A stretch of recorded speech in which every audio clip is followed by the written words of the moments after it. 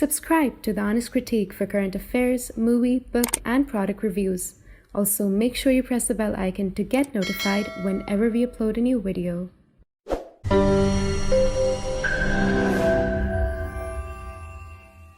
The views, information, or opinions expressed during the video series are solely those of the individuals and do not necessarily represent those of The Honest Critique and its employees.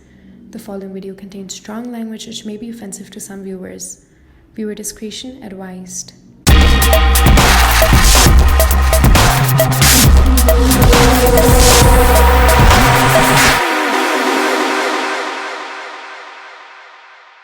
Today we have among us Lieutenant General Vinod Bhatia, who superannuated after 40 years of distinguished service in the Army as the Director General Military Operations. He was instrumental in giving the much needed focus to capability development and capacity enhancement along our northern borders and effective management of the line of actual control, which we're going to talk about today, and the line of control. So, sir, before I start, you have mentioned that you were a paratrooper.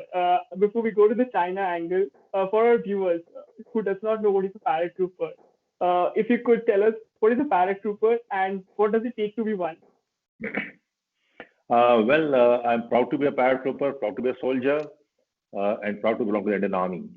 Of course, I'm an ex-serviceman, I'm a veteran now.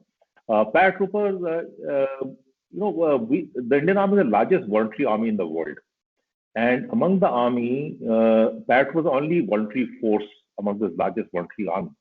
So when you have to serve in the army, you can be, asked to serve anywhere, but you have to be a volunteer to join the parachute regiment and the paratroop other armed services. And once you join, you are probated. You are put through a probation period, which is extremely tough, and the selection rate is about 20%. The aim is to break your will, and if you don't break, you're accepted as a good team member. And then you live by the credo of the paratroopers, who dares wins, that's the credo. And to put it very bluntly, we are a bunch of misfits who fit well together. Firstly, thank you so much for your service, and secondly, thank you so much for taking your time and being on the show. So the first and the basic question is, what are the areas under Chinese control at present? And if you could talk about the disengagement process, what's happening? Okay. If I take a minute before I start the decision process, I'll give you what the line of actual control is all about. India and China share a 3,488 kilometers of land border. These borders are basically with Tibet, but we call it the India-China land border. China claims 90,000 square kilometers of Indian territory and occupies another 43,000 square kilometer Indian territory, 38,000 roughly in eastern Ladakh, which we call the western sector, and another 5,180 square kilometers which is ceded to China by Pakistan in 1963, which is Saksham Valley. Now, this is the border. The line of actual control is where we have our administrative controls and where we go and patrol up to. And this is a line of perceptions. In the last 9 to 10 months, you must have seen many lines being drawn by various experts, religious experts, and others. Well, that is not so. A line of actual control is a line of perceptions. We have an Indian perception of line of actual control. The Chinese have a Chinese perception of line of actual control. The Indians have a perception of the Chinese perception of Chinese line of actual control. And similarly, China's Indian perception of the line of actual control. There's a total confusion. If I've confused you, I think I've achieved my aim. So in this confusion, we seek clarity. So very difficult to say what is right, what is wrong, but this is Indian territory, and we do ensure that the territorial integrity of India is always upheld, and that is something which is not violated. Having said that, now let me come down to what has transpired in May of 2020 and beyond. With China, we have had 5 agreements, and these have been the basis of peace and tranquility along the line of actual control for 4.5 decades. And the last shot in anger, as I say, was fired on 25th October 1975. Till China decided to change the status quo in multiple places, multiple locations, much in intensity, depth, and scope in 2020 May. So this is a change. There have been transgressions almost 450 plus per year, But these transgressions are never quasi-permanent or semi-permanent. They don't change the status quo. We have transgressions, we have face-offs, and thereafter we go back to our respective areas. The only exceptions being 1986 from Drongchu in the eastern sector. Then in April 2013, PLA came and established a temporary camp in Dipsang. I was a DGMO at that time. It took 21 days for us to resolve that, and they went back. Then in September 2014, when President Xi was on his first visit to Ahmedabad, we had the PLA coming to a place called Chumar, which is again in eastern Ladakh. And then we had the Doklam crisis in 2017, which lasted 73 days. Doklam, in any case, is a plateau and it is Bhutanese territory. And we have a security agreement or treaty of friendship with Bhutan of 2007, wherein we are obliged to help each other for security issues. Now, coming back to 2020, which is a major change, China did surprise us by their forward deployment all along the eastern Ladakh in 4-5 places, whether it was either Bank of Pengongso, which is very sensitive, in Gogra, Hot Springs, and Dipsang. And it took 9 rounds of Coromandel talks, 6 rounds of the WMCC, which is the Working Mechanism for Cooperation and Coordination, which is headed by the MEA, and also political level talks between the Raksha Mantri in Moscow during the SCO meeting and the foreign ministers again in Moscow. So based on the talks at the political, diplomatic, and military level, the disagreement process started on 10th of February from Pengongso, either Bank of Pengongso. Now, why Pengongso? Pengongso was the most sensitive. You look at these are high altitude areas where the altitudes are high, about 4,800 meters, 5,000 meters. The temperatures are low, but the tempers are high. And we had tanks facing each other. We had guns deployed. We had ICVs, that is infantry combat vehicles, and of course the armed soldiers are facing each other. So it was very sensitive. And like the Northern Army commander said the other day, General Joshi, it needed courage not to press the trigger. So that is something which we have to understand. And we did maintain, if post Galwan, we did maintain sort of a status quo there. There was no escalation. And then the disengagement process, which has started now, has been completed on either Bank of Pengongso. We, on 29th, 30th August, had occupied the Kailash Ridge heights, which are operationally very important and threatening the PLA camp in Boldo. So that gave us a leverage in the negotiation table, and that is how the Chinese, we were equal to them. And I would say it was the pressure of occupying the Kailash Ridge. We got the Chinese to negotiate and disengage from the friction point at Pengongso, either Bank of Pengongso.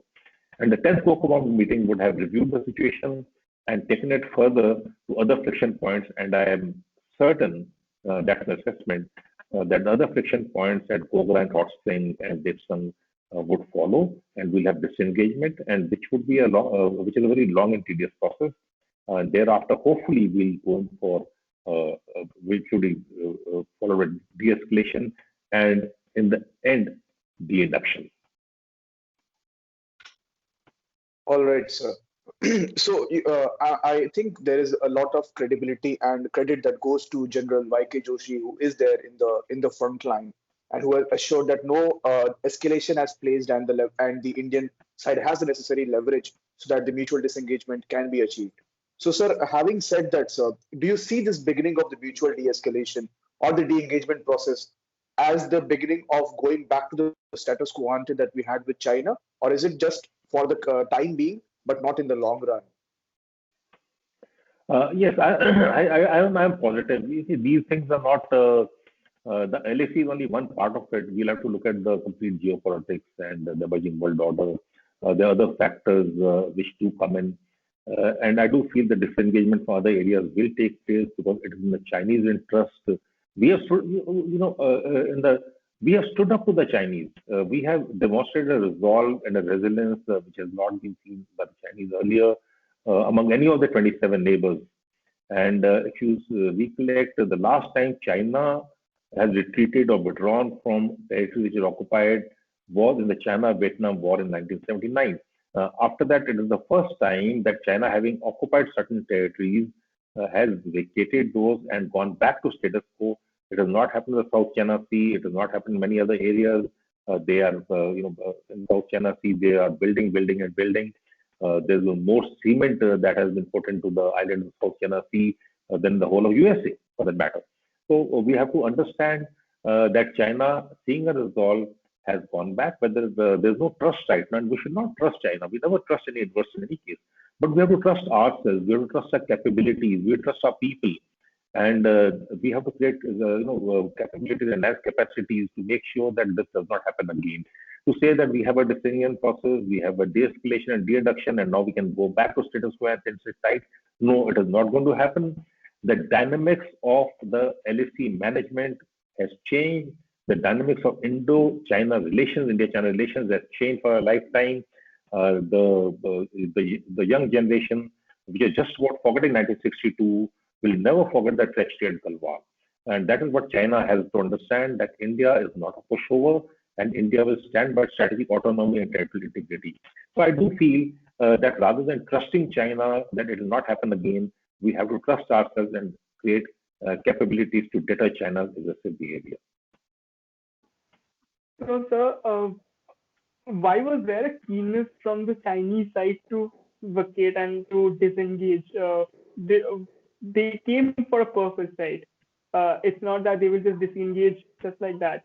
Why was the keenness from the Chinese side? Is it because of the advantage we have with occupying the Kailash Ridge? Yes, definitely. Prior to we occupied the Kailash on 29th and 30th August. Prior to that, we had no leverages on China by negotiating with them. And when you negotiate with Chinese, you have to negotiate on equal terms. So, but we didn't have equal terms. It is only when we did a QPQ, what we call a quid pro quo option on the Kailash Ridge, that we had certain leverages, and it was both sides thereafter, and they could see the reason. They were sensitive to our deployment on the Kailash Ridge. It threatened a very Moldo garrison. So when you negotiate with anyone, especially the PLA and the Chinese, you have to negotiate from a position of relative strength. I say relative strength with a lot of responsibility, because China, all said and done, is 5 times the comprehensive national power. It's a much bigger country. It is an economic, technological, and military might more than us. We should have no doubts about it. And there's a terrain differential on both sides. The infrastructure is fantastic. It's state-of-the-art, multi-modal infrastructure that is not available on our side. It is being built. It will take time. It's too little, too late. So when we deal with them, we'll have to deal from a position of relative strength. And that is exactly what happened on the Kailash Ridge. Many questions are being asked as to why did we vacate Kailash Ridge. See, India's position has been categorical and clear right from the beginning, that we need status quo ante as of April 2020, that is prior to the forward deployment of the PLA in May of 2020. So if we need status quo ante, then we need status quo ante. That's our position. And that's exactly what has happened on the Bank of Pengong. So they have disengaged and gone back to east of Finger 8 to a place called Sricham. We have disengaged and come back to our original location as we occupied in April 2020. So it is a drawn match, and we have achieved our end aim of status quo ante along Pengong. So other things will take time, and it will happen. When the Indian troops vacated the Kailash Ridge, did we lose the advantage point we had? Because we can't trust the Chinese. They might come back in April again, or September, or August. Did we lose the vantage point because we were directly looking down? And as we know that in mountain warfare, one who occupies the height get advantage. So did we lose our advantage point in the process? See, that is what we call in the military language as the quid pro quo option, where you put pressure on the adversary. And every QPQ option is limited in time and space. It cannot be infinite. Every advantage can't be infinite, because these are vast areas, these are mountains, and there'll always be a higher height to occupy. Whether we do that or the PLA does that, the mountains need troops, and you can put any amount of troops out here, and you'll find that they'll get lost, because mountains really need troops and it needs logistics. These two things. Technology is fine, but technology has a limitation in the high-altitude areas. Technology can only be an aid to the military and no more. So to that extent, I think Kailash Ridge had served its purpose, And we have many other CP2 options. It's not that we had only one option, and that was the Kailash Ridge. Yes, Kailash Ridge at a point of time was very important to us. It is critical. It served its purpose. And now we should look at ensuring peace and tranquility at our terms, which is possible. And we should work towards it because it does not, two large countries, two very nuclear powered nuclear nations with 40% of the world's population, humanity. We cannot go to war. China also does not want a war with India, and India does not want a war with China. So to that extent, both countries are very sure that they don't want to go to war. And war is never an option. War is always the last resort. So let us look at Kailash Ridge as having served its purpose. And then there are many more Kailash Ridges. There are many more places where we can actually put pressure when the time comes. And it is too limited in time and space. It cannot be in eternity and All right, sir. So having you spoke about state-of-the-art infrastructure that the PLA has and the modern warfare equipment the PLA so when it comes to high-altitude warfare, how capable India is, and was it the miscalculation of China that led to such an episode which can also be termed as a Chinese embarrassment in the global arena, considering that China itself is a military power, yet the embarrassment it has faced. And also adding to that, the Chinese media recently admitted the loss of lives in the Galwan Valley clashes last year that held in June 2020. Sir. So what would you like to comment on that? See, we need to understand that India was initially surprised. It was a strategic surprise on the part of China. We were not expecting China to do what it did in the month of May. But after the initial thing, we stood up to China. We went in for a mirror deployment, that is equitable and proportional deployment as per the China, and China was surprised by that. They did not expect a response from India. India has a major advantage in terms of battle-hardened, combat-rich high-altitude warfare. We have a battle-hardened army, but our high-altitude experience is decades and decades old. We have the expertise. We know what high-altitude deployment means. We have been deployed in Siachen for since the mid-80s. We had fought in Kargil and recaptured territories there. And we also get deployed very often, every time we returned over in the high-altitude areas of Arunachal, Sikkim, in the central sector of Himachal Pradesh, Uttarakhand. So we have had the experience and the expertise. And so that is what came in very handy, whereas the PLA does not deploy all along the LAC. They have infrastructure and they have invested in what I call the 3 Rs. That is, they have the roads, they have the radars, and they have the reserves. So they have the radars, they get the surveillance, they have the roads and the reserves, common vehicles, they patrol and they go back. In our case, our infrastructure is not there. We have terrain fractured sectors. The terrain friction on our side, we have axes which are vulnerable to weather, which are vulnerable to both winters and also monsoons for that matter. So we have stood up to them very, very well. And for this, I must also give credit to the people of Ladakh. Without their support, this couldn't have happened. They're the ones who support us. And that is how we have been able to stand up to that. And the PLA, in any case, we have to understand, is a conscript army. It's an army of conscripts. They're 40% conscripts, with 20% conscripts being turned over every year. And the conscripts mostly serve in the frontline units because they cannot be allotted to technical units and the Air Force and Navy, where you need expertise and years of service before you're absorbed into your job.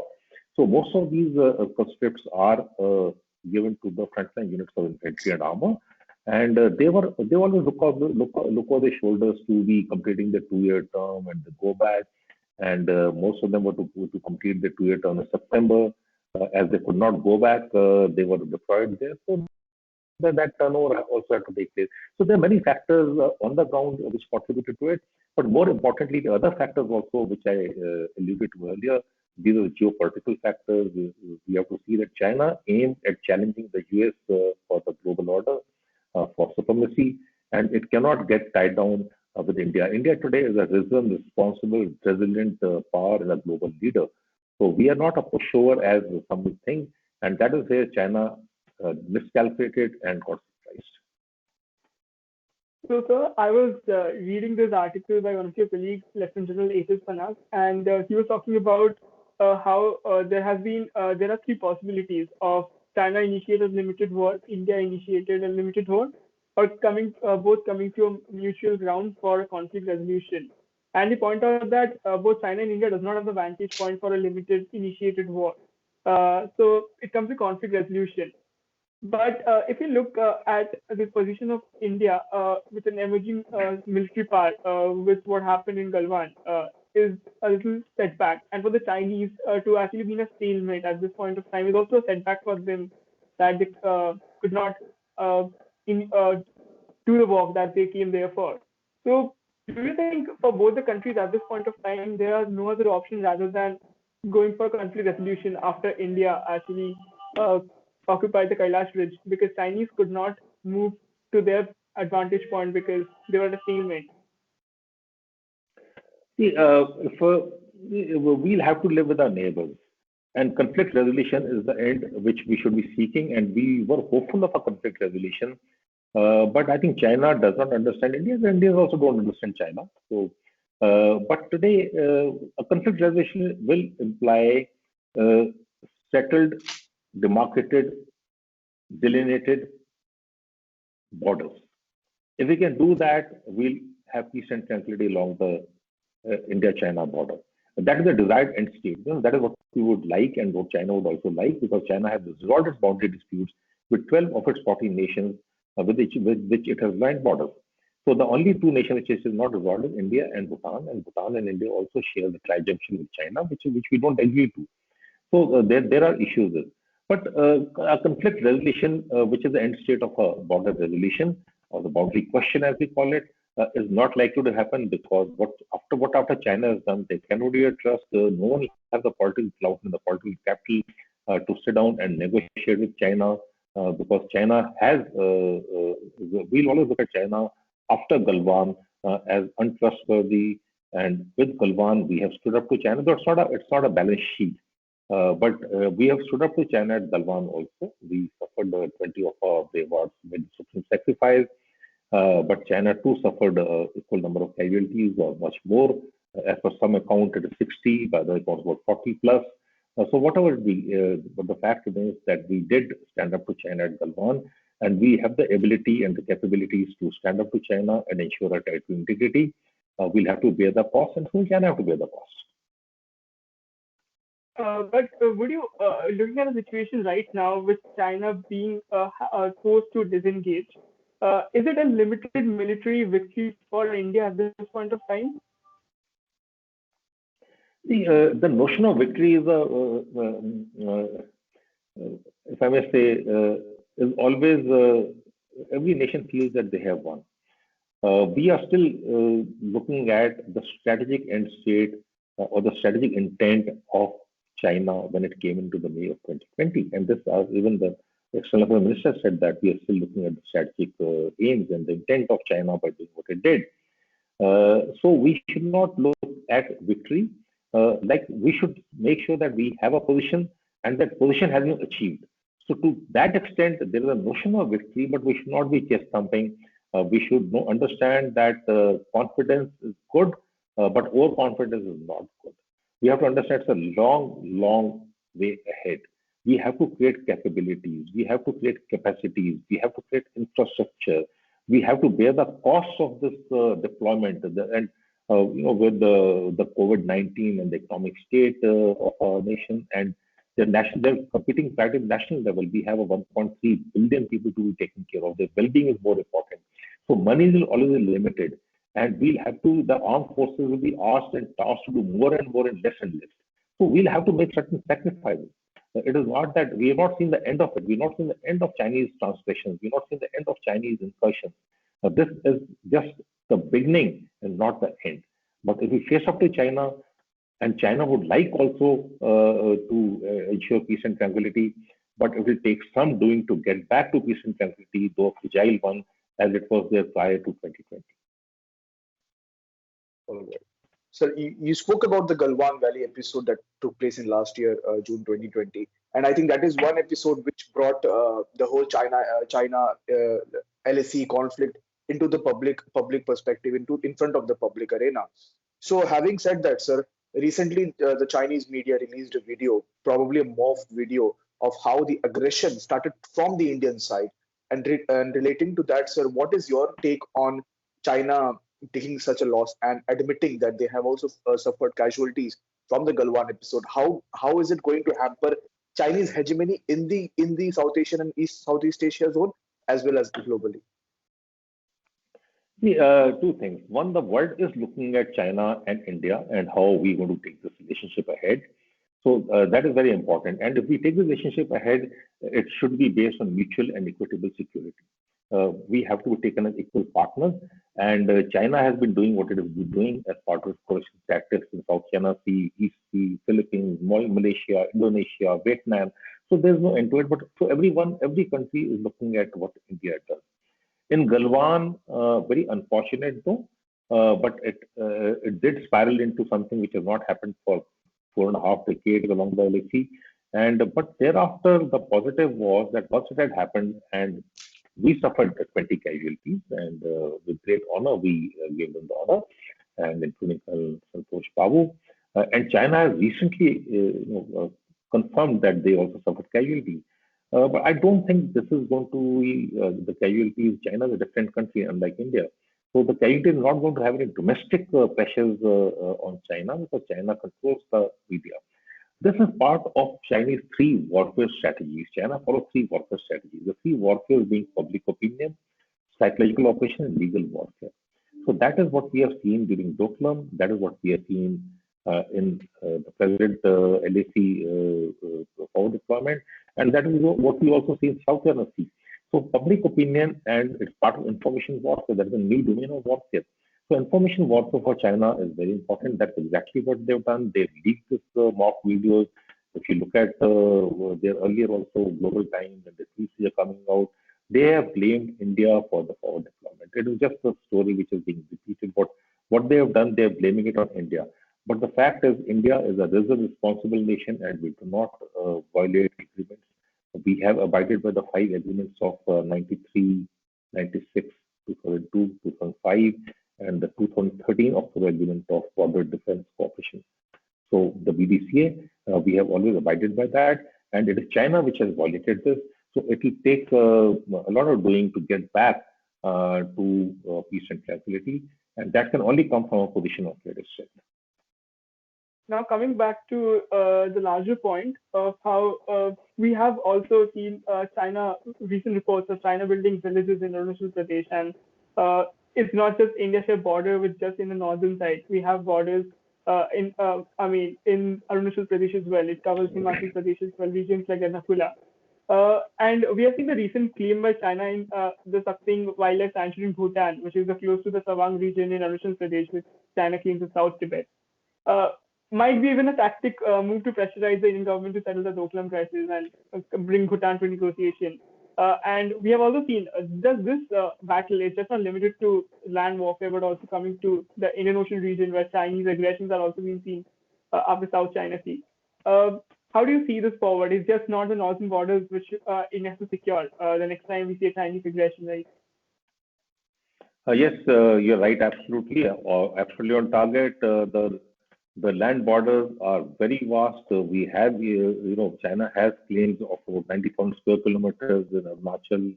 It has certain claims in Sikkim also, and so in Uttarakhand and Himachal Pradesh. So China will try and practice its policy strategy. And by only along the land borders, we have Indian Ocean again. If you look at China, what it has done, it has got the CPEC on one side or to our west, that is going through sovereign Indian territory in Pakistan occupied Kashmir and Gilgit-Baltistan area, and it has got the China-Myanmar economic corridor onto the east. And China has also built the 2 ports at Hambantota. It has got direct interest in Gwadar. So we should be looking at the Indian Ocean. If I may say so, Xi Jinping took over assumed the president as the president of China as the supreme leader on 14th of March 2013. And within 24 hours, we signed the Gwadar Agreement. So CPC is central to the China dream of BRI, the Belt and Road Initiative of One Belt, One Road. So that is central. That's the China dream. And India is the only country which has not only endorsed it but opposed the BRI. So that is where the differences between China and India manifested.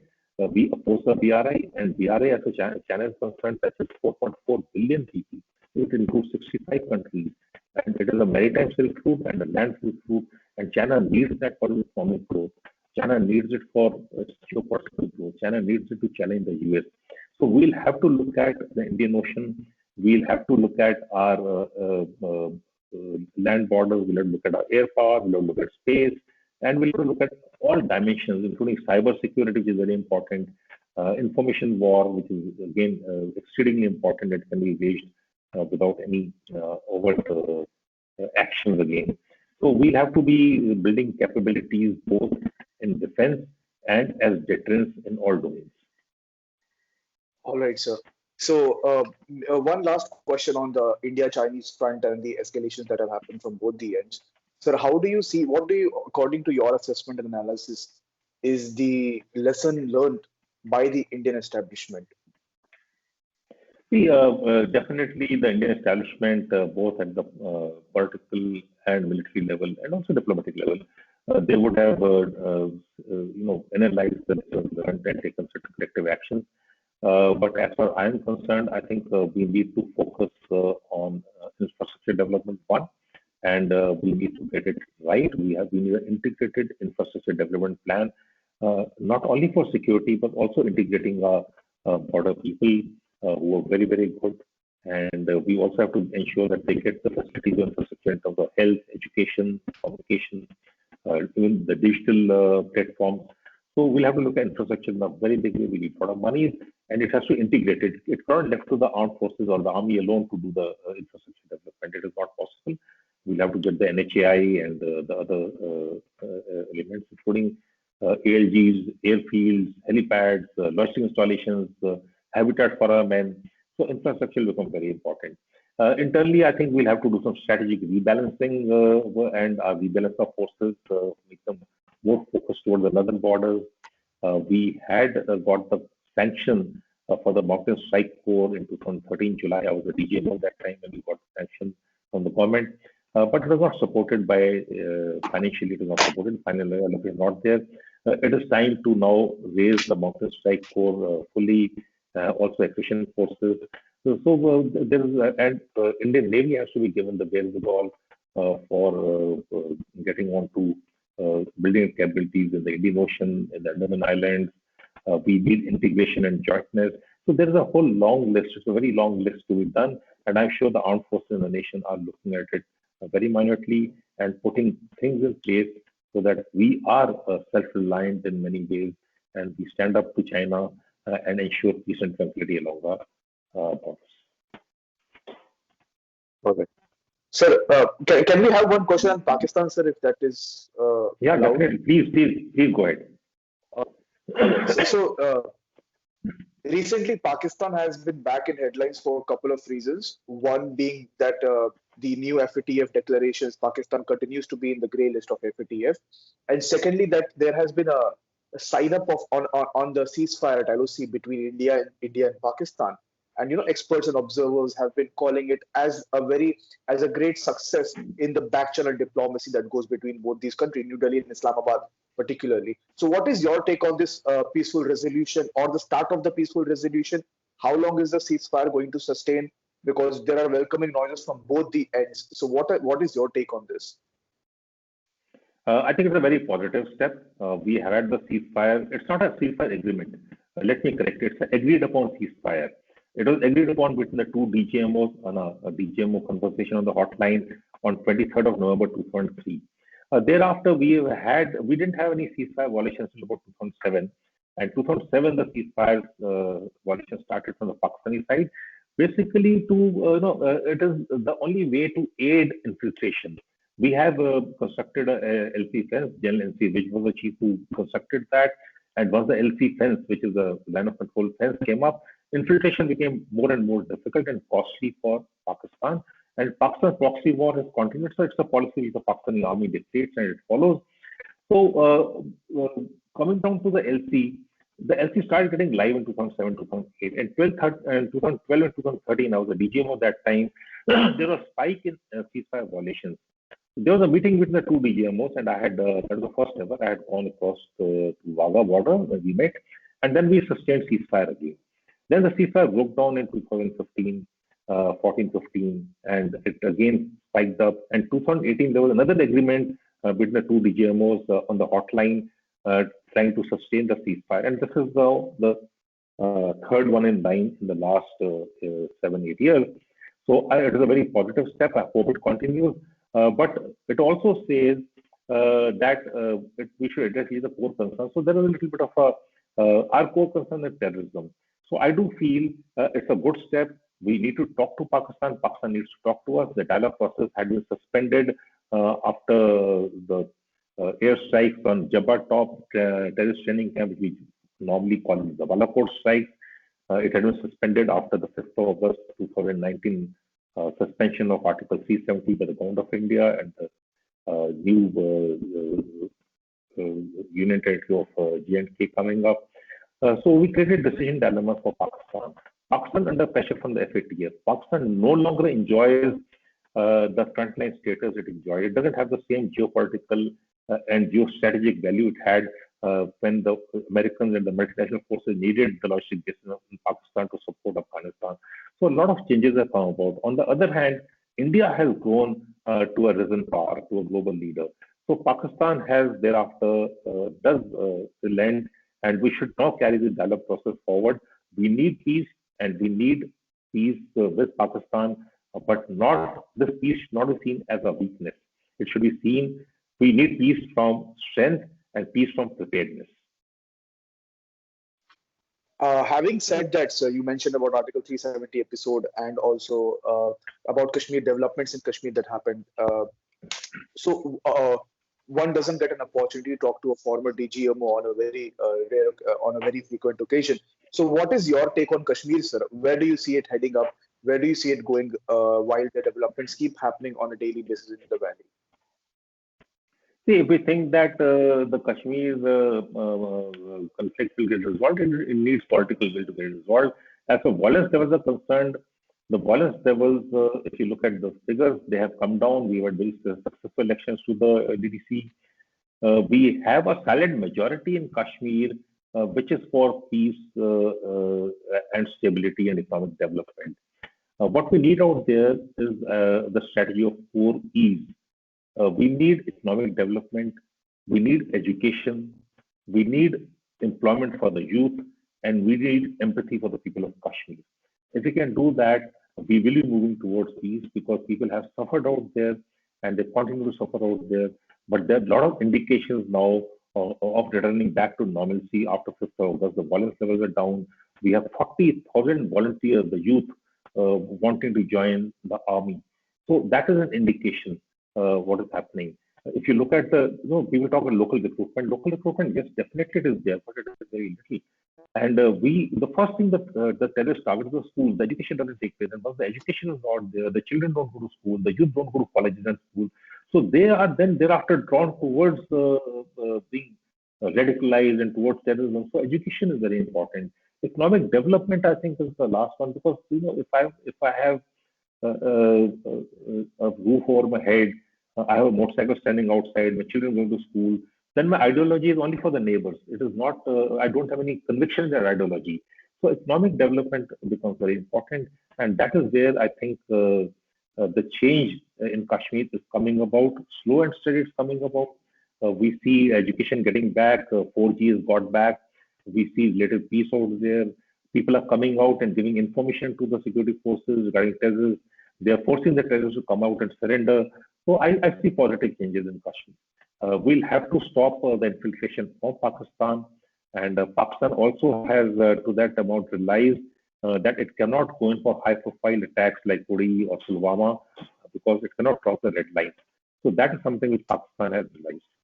So before we let you go, your experience, one story if you could share from your days to the audience.